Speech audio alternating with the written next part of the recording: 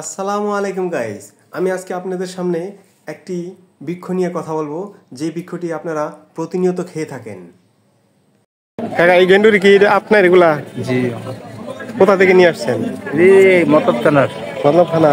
এগুলো আপনার নিজের জমির? জমি। কি পরিমাণ গেন্ডুরি নিয়ে আসছেন আজকে? এই 3000 গান্ডাই নিয়ে আসি, অনেক রয়েছে 1000। 1000 রয়েছে এখনো? কয়টার সময় নিয়ে আসছিলেন? এই 2 দিন হয়ে যাবে, 2-3 দিন ধরে নিয়ে আসছেন? 2 দিন। তাহলে থাকা খাওয়া কোথায়? এই না, এই গাড়ি হই এই গাড়ি। তাহলে এগুলা বিক্রি কিরকম আছে? যে এগুলা কত করে বিক্রি করতেছেন এখন?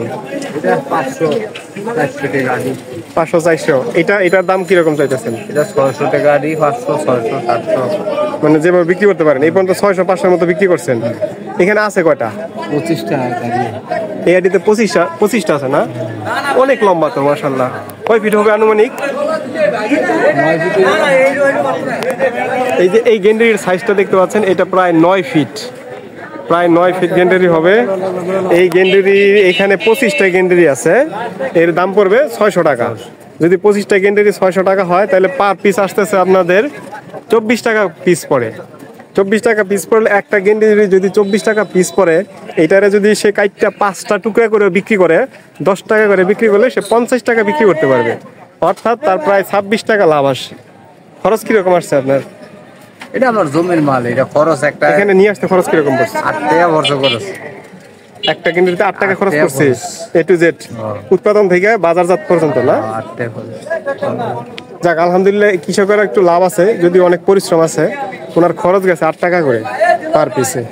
তা আপনারা চাইলে এই আখের ব্যবসাও করতে পারেন, প্লাস জমিতে চাষও করতে পারেন। এটা একটা লাভজনক কৃষি।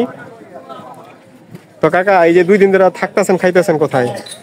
এই তো হোটেলে খাই। আর খাওয়া দাওয়া খরচ আছে কিরকম? খাওয়া দাওয়া ডেলি তো 400 টাকা করে দেয়। প্রতিদিন 400 টাকায়? টাকা কোনো খরচ নেই, টাকা আরতদারের জায়গা আরত দ্বারা জায়গা করে দিছে। যাক, আলহামদুলিল্লাহ, একটু কষ্ট পরিশ্রম, যদিও পরিশ্রম আছে, কিন্তু লাভজনক একটা ব্যবসা। আপনারা চাইলে এই ব্যবসা ইনশাল্লাহ করতে পারেন। যে কাকার কাছ থেকে গেন্ডুরি নিয়ে যেতে পারেন। কাকা, আপনি কি এখানে সবসময় আড়তদারি করেন? এই বেশি আবার বাড়িতে যায় আনি বেশি। বাড়িতে জানেন বেছেন? এই জায়গাটার নাম কি? এই যে নাম হচ্ছে চারার খোপ, চারার খোপ, তারার গোপ। চারার খোপ, চারার খোপ। নারায়ণগঞ্জ চারার গোপ। গেন্ডারি আড়ত এখানে আসলে আপনারা খুব সহজেই বিভিন্ন জাতের গেন্ডারি পাবেন। সাধারণত কাকা, কয় জাতের গেন্ডারি হয়? গেন্ডারে 4-5 জাত আছে, 5 জাত। সবচেয়ে লাভজনক কোন কোন জাতে? সবটাই একই একই প্রায়। একই প্রায়। স্বাদ বেশি মনে হয় লাল ডাক না? ওইটা বেশি। ওই লালটা স্বাদ বেশি না? কাকার বাসমত ওই যে দেখতে পাচ্ছেন লাল গেন্ডারিটা, ওইটা অনেক সুস্বাদু একটা গেন্ডারি আর কি রাতের মধ্যে। ঠিক আছে কাকা, তাহলে ধন্যবাদ, ভালো থাকেন। আসসালামু আলাইকুম।